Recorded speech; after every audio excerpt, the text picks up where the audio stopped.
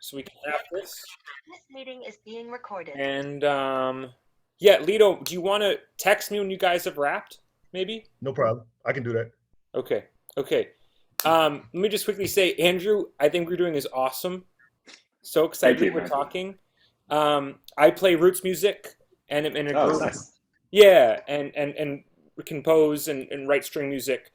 Um, and we love like our favorite things is house concerts and backyards and living rooms and making shows happen and creating music in untraditional spaces. So I'm just so Awesome. thrilled with what you're doing and excited that Lito's gonna chat with you. We're gonna feature you.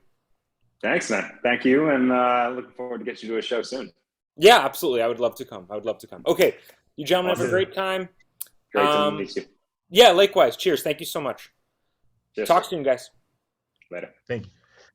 So, what's going on, everybody? I'm Lito with Music, Movies, and Hoops, here with Andrew Ousley. I'd like to call him, well, excuse me, he calls himself the crypt keeper of classical music.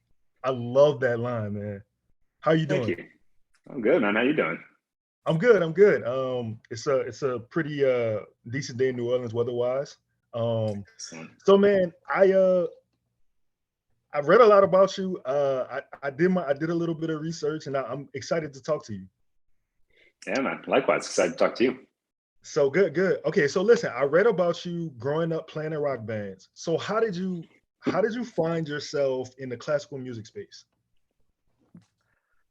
Kind of eased into it. My mother was an amateur opera singer, so I had music around me, and I kind of fell in love with one opera singer, Maria Callas, who's one of the sort of great opera singers of the era. And then when I went to college, I studied philosophy, but I ended up taking a couple of random classical music courses. And I just got really into the music, the sort of core, like Mozart, Beethoven, all that stuff. And I didn't want to perform it because it's a lot of rehearsal, a lot of practice time.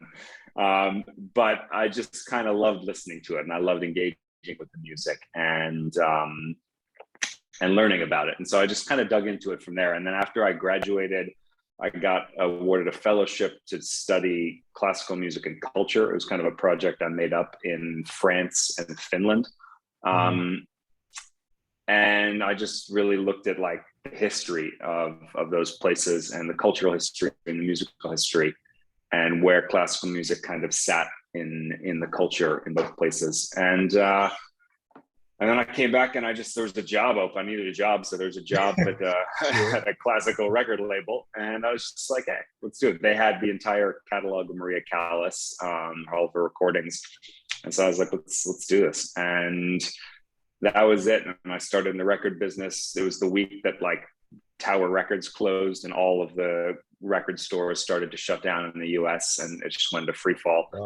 And I just spent my years like learning and adapting and trying to see the industry create itself. And so I just stuck with it. And to me, it's an art form that it has a lot of negative sort of perceptional issues and stereotypes to it. And it's in a lot of ways old fashioned in how it operates. But I find it to be an extraordinarily beautiful, like transcendentally powerful music. And it just made my life better. So something I like to share.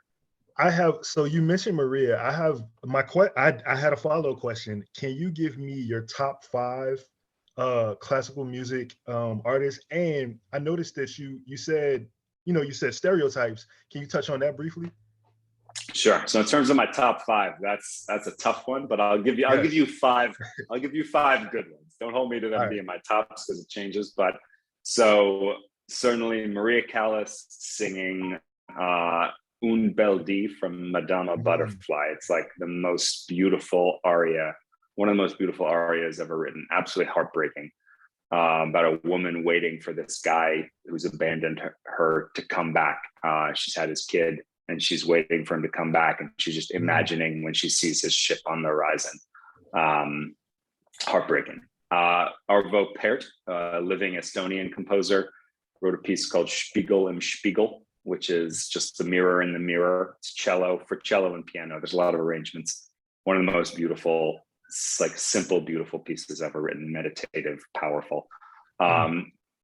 Beethoven, Opus 132, one of the last pieces he ever wrote. He had been deaf for decades.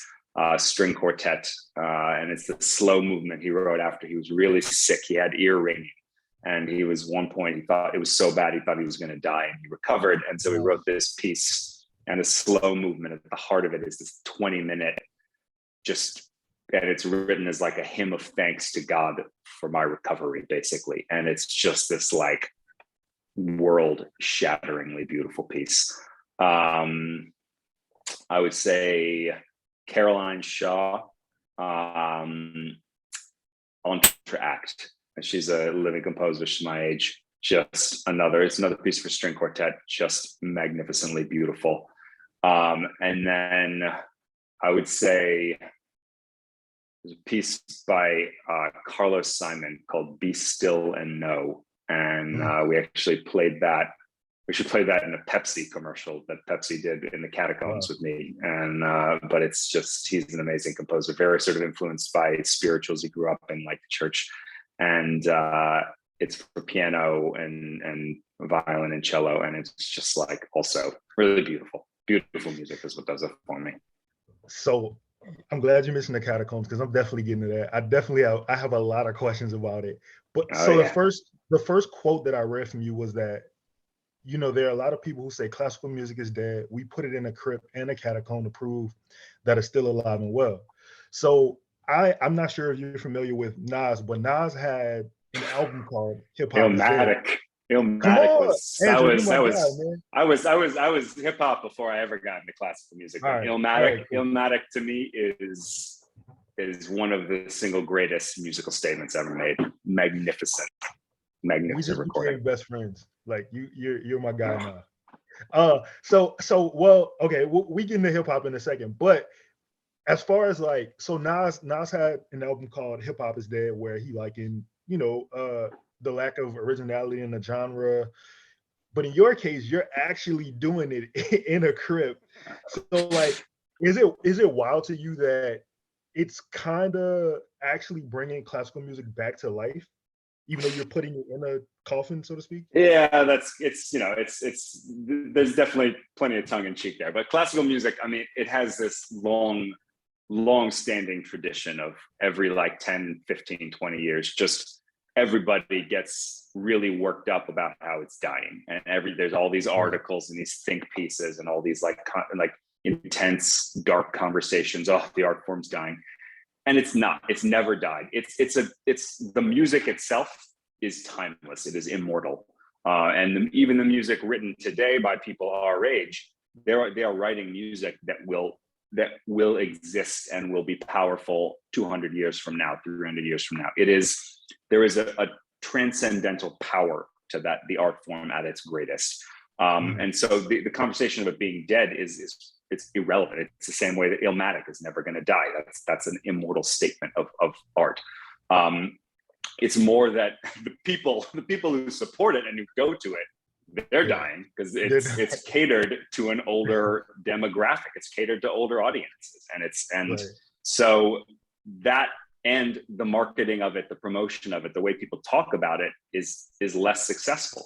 But that's not the problem with the art form. It's a problem with how people present and speak about the art form and the experiences they create around it. And so the whole premise of what we do is you take this music and we change nothing in the music. It is the same music you hear at Carnegie Hall or Lincoln Center, the same level, the same performers, same programs, but I talk about it very differently. Like I'm not speaking about the inside baseball elements of composition. It's what the piece does emotionally, what it offers emotionally. And then, you know, we surround it, we put it in these unusual spaces that have amazing acoustics, amazing presences, and that are just cool spaces to be in.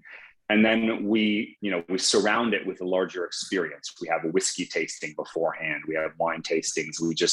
And we promote it in a way that's, I'm not trying to reach certain people. I'm just trying to make people excited about this art form who might not care about it inherently. And so we get younger audiences, we get people who've never been to classical shows and it's because of what we surround the music with. So how did you actually find yourself in the Crypt? Like, how did that come about? It was like totally random. A friend of mine who works on the pop side, I was just talking about how, I want to try to present music in different spaces. And he said, there's some Crypt I heard about somewhere. There was some random show there or something, some like industry event. You should check it out. And I was like, oh, sounds interesting. And so I basically hounded the people at the church until they let me into it. And I just thought to myself, this is the most amazing space I've ever been in. Like an incredible space for music making and experiencing. And so I just said to them, can we do a concert series? And they said, nah. And I said, can we just do it if I give you the money? And they were like, okay. Yeah, we'll do that. So that was it. We started just for fun, just trying it out. And it was just amazing. It was really like all of us involved, like me, everybody who was there for that first show was just like, this is an incredible space to share music, both for the musicians and the audience, and this communion. And so we just kept going from there. Man, I think it's like such a dope concept, and I would love to come to a show someday. Like I'd love to see it in person, just like, watching the videos and seeing what I've seen and reading what I've read about it. Can you tell us about Angel Share as well? Yeah, so Angel Share. So after we did a bunch of shows in the Crypt, we had a bunch of, like, the New York Times did a big write-up, and I get this random cold email from somebody from the cemetery, Greenwood Cemetery, saying, hi, Andrew, we've got a catacomb we're not using. So I get a lot of weird emails, but that was a particularly weird one. But I was like, sure, let's do it. So I went to take a look, and similarly just felt that same feeling when I got into the Crypt, which is just, this is an amazing space, amazing sound, amazing like energy to this character, to this space. So, and it's bigger, it's this long tunnel, very narrow, but long, and at the heart of the cemetery. And so we put together a season. We started with the world premiere of like a fully staged opera, this crazy piece of music. And we've done really like intense productions in there. Like the Crypt is smaller, so we can only do so much, but there we had like a string orchestra with projection mapped animations up and down the catacomb. We've done all sorts of, two pianos kind of in there at the same time. So it's a cool space. And the cemetery is one of the most profoundly beautiful spaces in New York. It's the same people who designed Central Park, and it's almost as, I think it might even be bigger than Central Park. It's like 800,000 people are buried there. And we have a whiskey tasting at sunset overlooking the Manhattan skyline. You walk through the cemetery at twilight. There's crickets everywhere. And then you have this really emotionally intense, focused musical experience in the catacombs.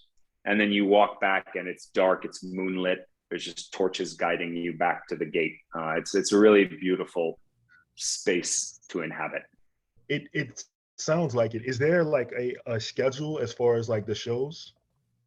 We're announcing that next month, the new shows. Okay. Yeah, we do it. We can only do the catacombs. There's no power and there's no heat. So we can only do shows during the warm months, May through the end of October. So we're going to announce that in March, and it's a banging season. Man, I can't wait. Yeah, it's pretty amazing. Yeah, you got to come up for a show. No, I listen, don't tempt me with a good time. I definitely come. So, okay, I read another quote from you. You said, we're a different kind of music company at Unison. We take a uniquely integrated, cutting edge, and proactive approach. And I found that interesting. Can you just expound on, what makes it so unique and what's your approach that sets your company apart? I mean, it's kind of like what I was saying, where it's every element of the experience is thought through. And a lot of older, more traditional concert presenters, like, what they focus on is the music. And that's not to denigrate them. Like, they put on an amazing musical experience, but the email communications before you come to the show, the program notes, like, those are less. The food you can get at intermission, or the coffee, like, it's usually pretty crap. So they don't care about the rest of the experience. Whereas to me, it's everything from the moment they hit our website. What do they see? What do they read? what, how do I communicate when I'm sending them, hey, you're coming to a crypt tomorrow? I could send a boring like email with like, you know, what to expect, or I could write something that's interesting, that's entertaining, that again builds that rapport and that connection. And so everything we do is really down to the font we use in our programs. Is I consider all of that in terms of how are people going to come to the musical experience that is at the heart of what we do. Mm-hmm. How will we bring them into that? And so everything is integrated in that way. I looked at your website, and man, I want to say that it's dope. In New Orleans, we have a saying that, you know, when somebody's doing something with love, with passion, you know, you putting love into it, and you can just see, you know, I just talking to you, I can feel, you know, the passion that you have for classical music. And I mean, the website was amazing. And I also read that I think you had artists that received 10 Grammy nominations. Yeah. Well, that's separate. That's my other company where we do PR and marketing, and obviously there's a lot of overlap. But we work with some of the biggest artists in the industry, and we had 10 Grammy nominations this year, which is pretty sweet. Man, and a lot of those artists perform in the crypt and the catacombs. So a lot of our artists that we work with do our shows because, you know, they love them and because we like working with them. So yeah, we've had, I don't know, I would have to count, but we've certainly had at least like probably 7 or 8 Grammy winners on our series too.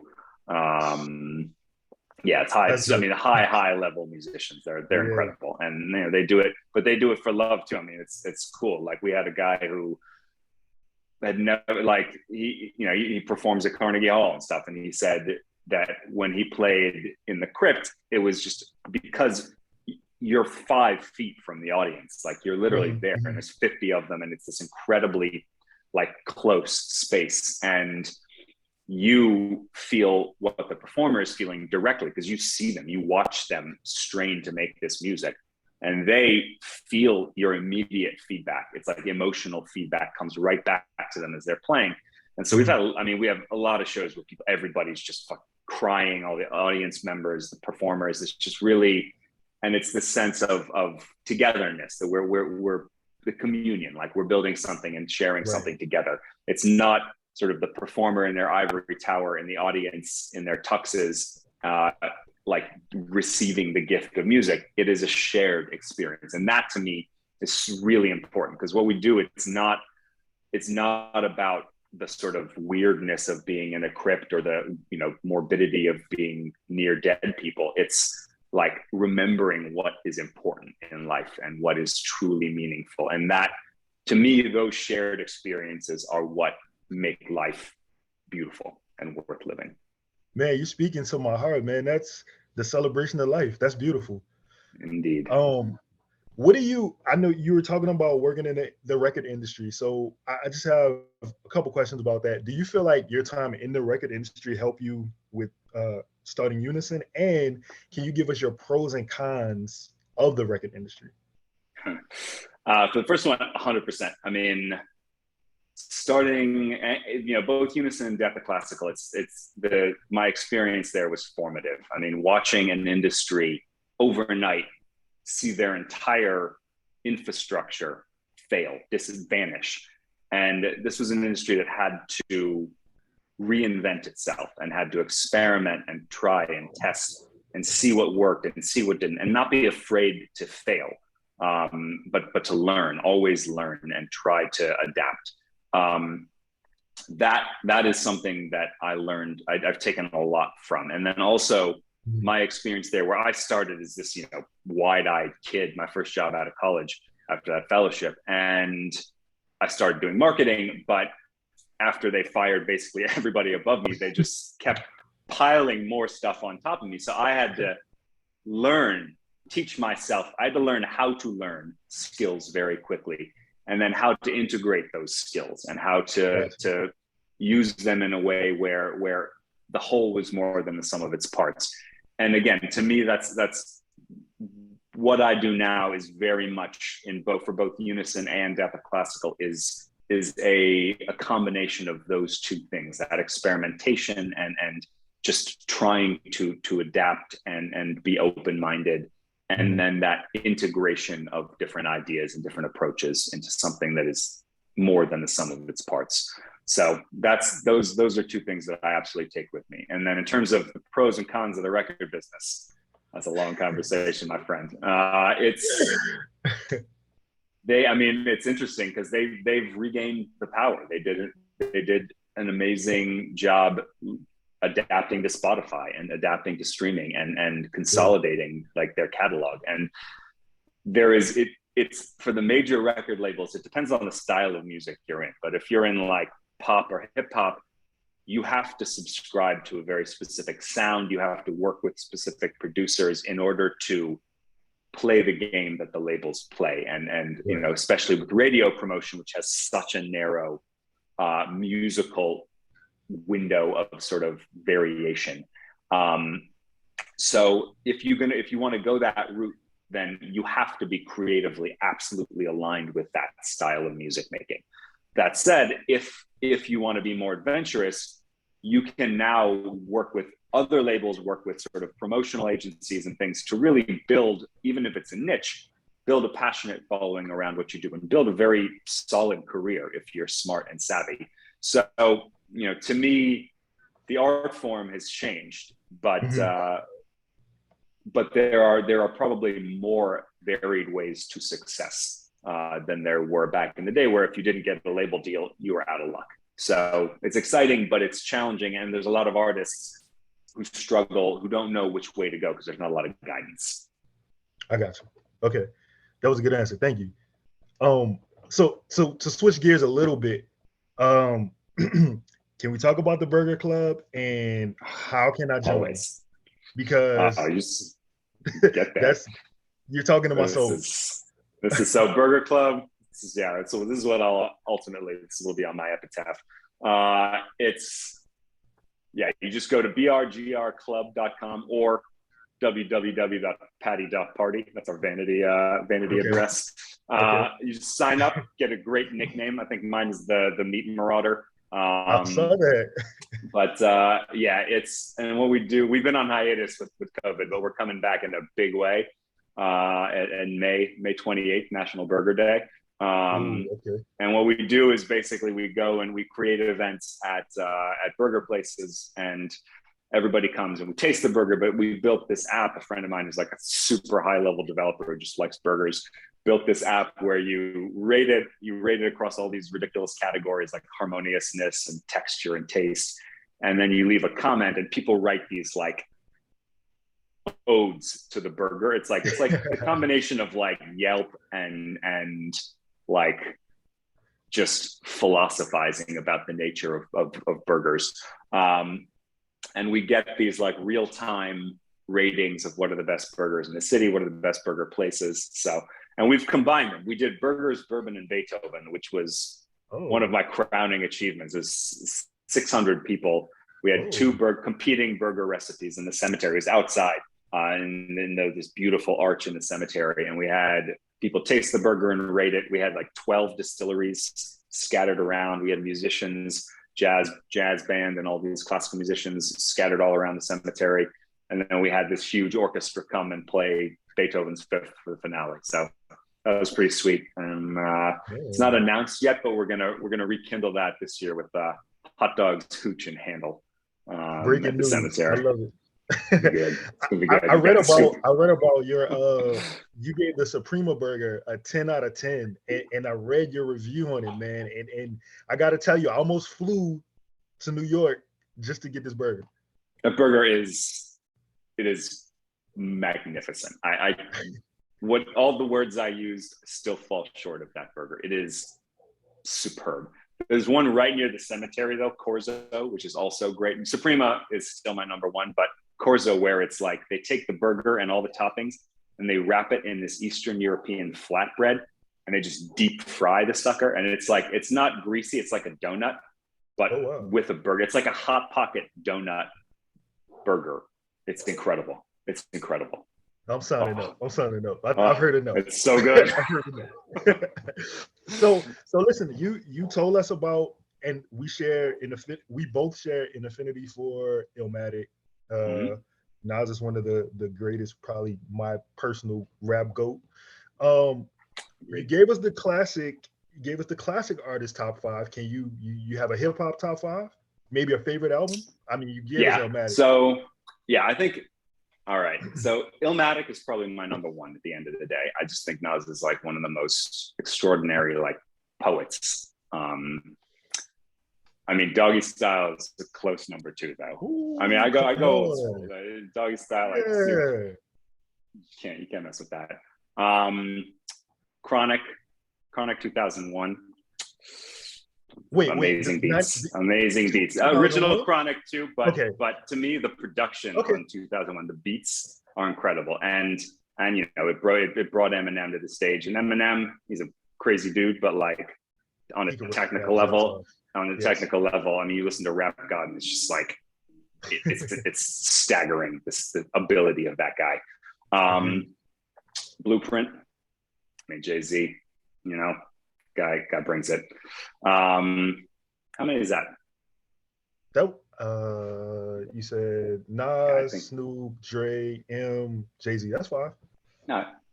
Yeah, I mean, So classic. But yeah, I mean, I've gotten to like some of them, like some of the Def Jux guys, like Aesop Rock. I think has some amazing dope. lyrical ability. MF Doom does some great Yeah, stuff. man. Rest in Atmosphere. peace. Yeah, I think Killer Mike is doing some amazing work presently. Obviously Kendrick, Yeah. just a searching, very like experimenting in an amazing way. Tyler the Creator, one of our Yeah. guys, just worked with Tyler the Creator at the Louis Vuitton fashion show. Our conductor Gustavo Dudamel, and said he was just a fascinating guy. So yeah, I think those are the ones who are doing it at the moment that currently that interests me most. I love the list, man. No wrong answer here. No wrong answer. Yeah. You give nothing but classics. So two more questions and I'm gonna let you go. Because music, movies, and hoops is a crossover platform. Are you a long-suffering Knicks fan? And how do you feel about where the Knicks are and where they're headed? Man, I can't touch the Knicks anymore, man. No, I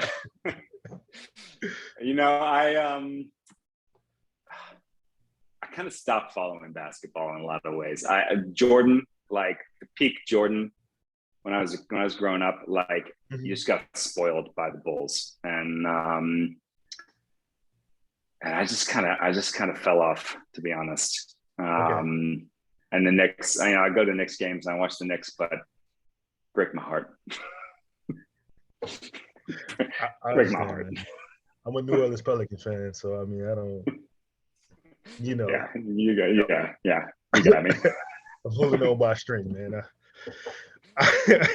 All right. So last question, man. What's next? What's next for you, Unison? You know, I know you said the schedule for the new season of the classical music is dead is rolling out. So Yeah. what can you tell us?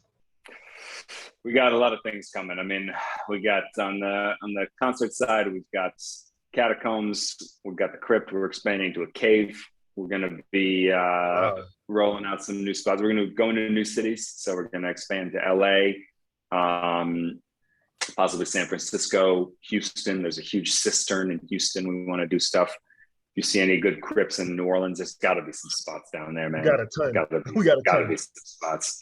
So yeah, we're basically looking to expand and create new works, like commission. Yeah. There's a couple of composers like we want to really create more new music with. There's like a setting of the tomb scene of Romeo and Juliet in the Catacombs, which would be amazing. So trying to really empower young composers to say something, to give them the platform to say something powerful. So we got a lot of plans. Yeah. Dope, man. That's dope. And I like the way that you're making it interesting for people who weren't necessarily into classical music. You know, you're giving them a gateway into it. That's the goal, man. That's the goal. That's dope. Do you last? I promise this is the last question. Is this your dream, and do you feel like you're living the dream now? I wouldn't say like. I mean, I didn't. I didn't grow up saying when I'm an adult, I want to be putting on classical music in a catacomb. It certainly wasn't like up there with astronaut, but so I wouldn't say it was my dream. But this is. I mean, I love doing this. Like it is to me, it is beautiful to create something and share it. I go to every concert we do. I'm there because I love to be in the audience as much as I love to share it. But putting beauty into a world that I feel is so ugly at times and is so divisive, and bring people together to share and vulnerability and remembering again what unites us rather than what divides us, and what is important rather than what is petty, right. and just reveling in transcendental beauty together. That's I mean, it's a gift to be able to share that, to be able to do that. So I'm grateful. Well, again, this is Lito from Music, Movies, and Hoops. Can you can tell the people where they can reach you? I know you have your website, Twitter, man. Instagram, whatever you will go, if you want to plug. Yeah, man, just deathofclassical.com and all the socials, Instagram. We're on TikTok now, figuring out how that thing works. Wow. All that, yeah. I'll let you know if I do. Makes me feel old, quite honestly. But yeah, man, we're everywhere. Search Death of Classical on the internet. You'll find us everywhere. Cool, man. Listen, it was a pleasure to meet you. I hope to catch a show, maybe catch a burger. Let's do both, man. You let me know. Done. You heard it here, man. So, man, thank you, and I look forward to this going out and people seeing what you have to offer. Thank you, my friend. Great to have some time with you, and I'll see you up here for a burger and a concert. Yes, sir. All right, man. Thank you, Andrew. All right, be well. Right.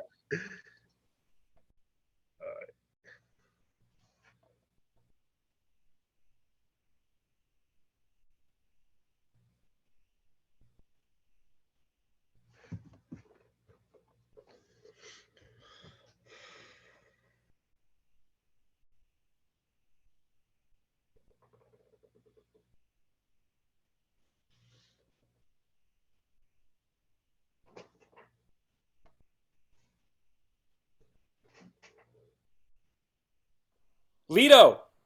Yo. Dude, how'd it go? Man, I think I smoked it. Of course you did.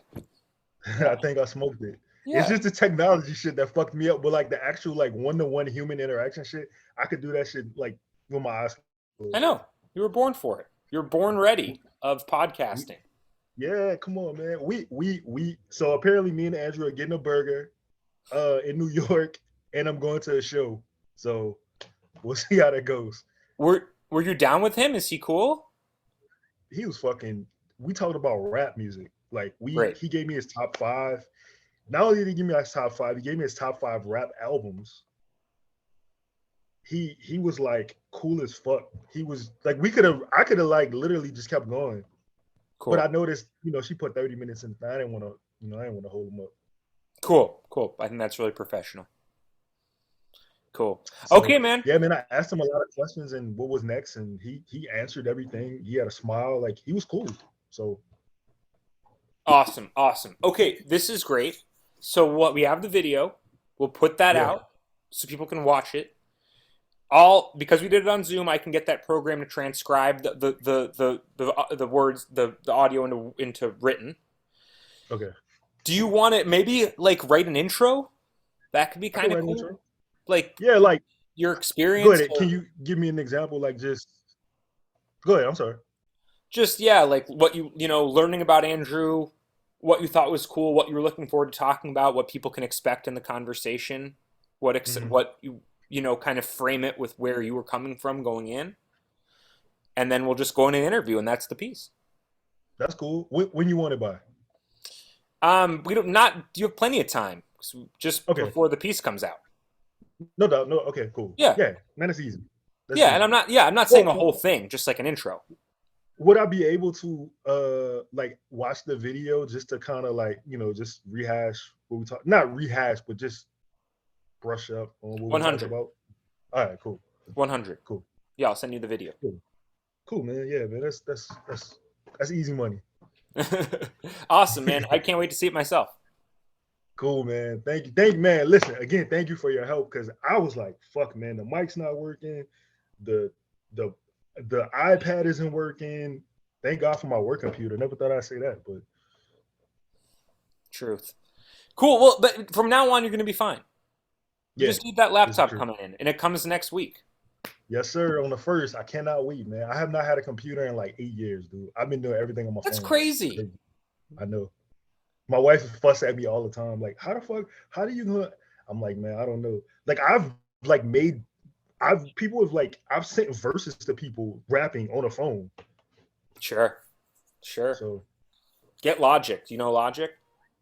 I'm not. I mean, like, I've used it before. I'm not like 100% familiar with it. I want to learn how to make beats, man, but I got ADD. You can do it on Logic, So that's all right.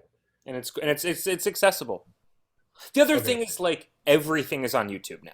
Everything. True. So you just search what, for me, it's just like I search one problem and then I figure that out. And then the next one, you find the video. That's true. Do you have TV? Do you have cable? Yeah. Okay. So yeah. Okay. I was going to say, cause like my computer is also like how I watch it. So I was wondering how, yeah. Yeah, but to be honest, I don't watch anything but sports. My wife, she watches like television. Yeah. So if it wasn't for her, I wouldn't have anything. I mean, I have the internet, but that'd be it for me. And I mean, I watch a lot of shit via like my PlayStation 5. So like I watch, YouTube videos, whatever. Like I watch Twitch. Okay. Cool. So I'm not like completely old. I'm not like Chris Connor. Chris Connor doesn't watch anything or have anything. Man, Chris Connor's taking over, man.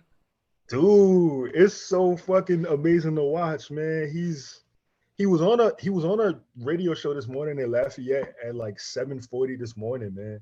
He had a Spaces last night where Antonio Daniels for the Pelicans came in and kind of like scolded us about talking about Zion, man. It was like 3 hours of fucking just basketball talk.